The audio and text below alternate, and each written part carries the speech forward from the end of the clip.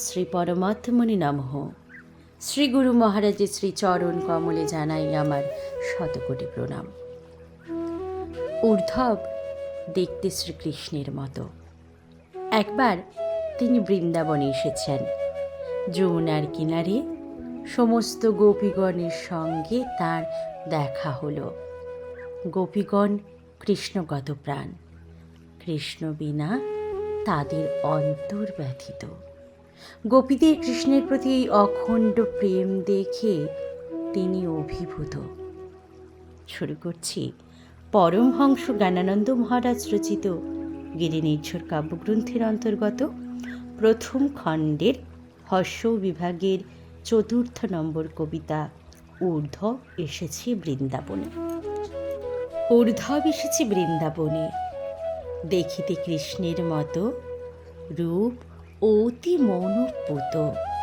মিলিত সে যত গোপীগণে, যমুনা কিনারে দেখি হল সবে মুখোমুখি। ঘিরিয়া ধরিল সবে তারে, ঊর্ধ্বের অনুমান গোপী কৃষ্ণ কত প্রাণ। কৃষ্ণ বিনা ব্যথিত অন্তরে, কৃষ্ণের বিরহ ব্যথা কিন্তু তাহা গেল কোথা।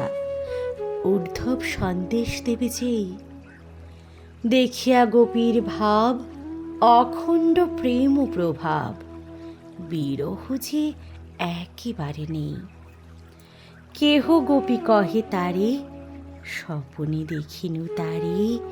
মোর পাশে হেসে কথা কয়, সারা রাত গেল কেটে। প্রাতে সূর্য যেই ওঠে, পলাইল নিদ্রাভঙ্গ হয়। কেহ কহে না না তা না, চতুর্শে শুষে আনা।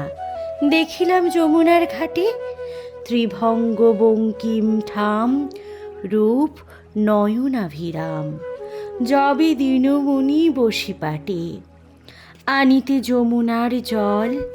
কেমন সে জানে ছল, অবলারে সবলি সে টানে।